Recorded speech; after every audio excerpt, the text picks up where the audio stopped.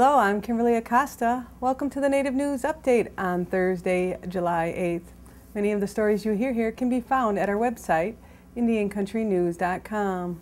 And here's the news for the day from the Associated Press and other Native news sources. Federal prosecutors met with Wisconsin tribal police chiefs on July 7th in a show of support as they struggle against gangs and drugs on their reservations.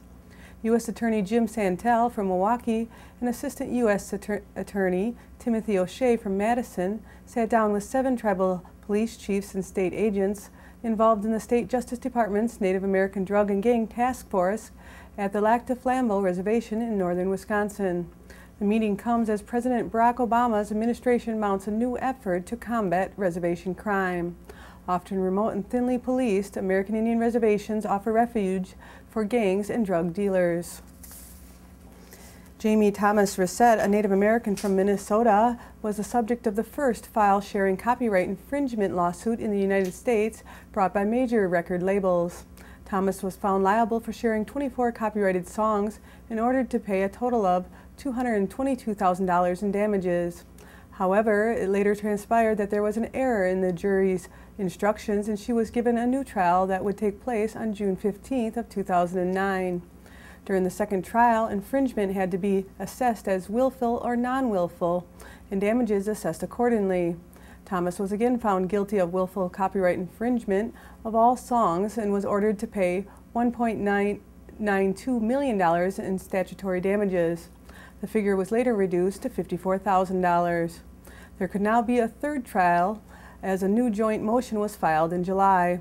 Earlier this year, Thomas refused a settlement offer of $25,000 made by the record labels. According to Copyright and Campaigns, the third trial will only cover damages. Thomas's guilty status will not change. Colin Kippen has been selected by the National Indian Education Association Board of Directors to serve as its new executive director.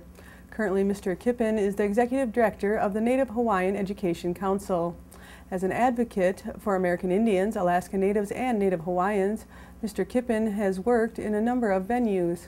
He has served as senior counsel to the Senate Committee on Indian Affairs in the U.S. Senate, Deputy Administrator for the Office of Hawaiian Affairs in charge of protecting and expanding Native rights, Chief Judge of the Squamish in Western Washington, Appellate Judge for several tribes in Washington and Oregon, and Prosecutor in King County, Washington.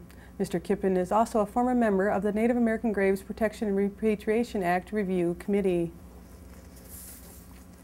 Caitlin Baker has seen her American Indian peers accept diabetes as inevitable, and she has seen them fight against it by raising money for a jogging trail.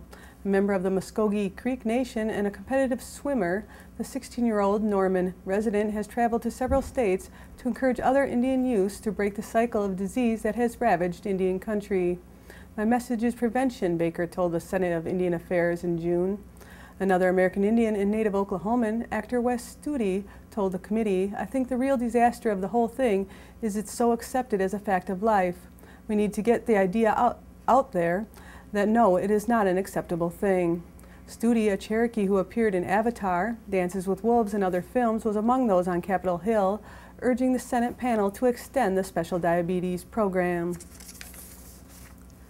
This week, on Losing It with Jillian, the Biggest Loser trainer took on her biggest challenge yet, an entire Indian reservation.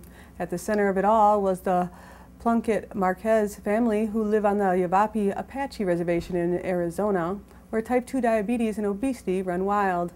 Upon arriving, Jillian saw it wasn't just the family she needed to help, it was the entire community. The show's doctor, Dr. Van Harrell, showed up to talk about health and losing weight. Jillian planned a fun walk for everyone on the reserve. More than 100 people showed up for the fun walk, showing Jillian that she was making the positive impact she wanted to make.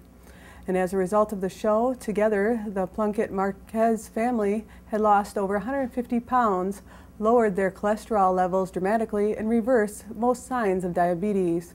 They even started a fitness program for the local Yavapai Apache people, which Jillian offered to help fund.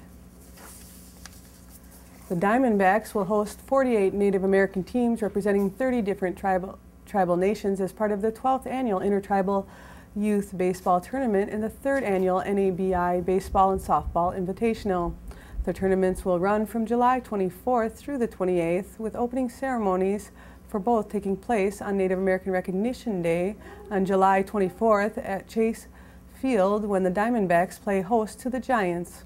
There will be an on-field recognition prior to July 24th game of various members of Native American royalty, Diamondback community partners, as well as the teams participating in the tournaments. That night, fans will be able to enjoy traditional Native American song and dance on the field in the Chase Field Rotunda before the game. The first 15,000 fans will receive a Mark Reynolds replica jersey courtesy of the Gila River Casinos.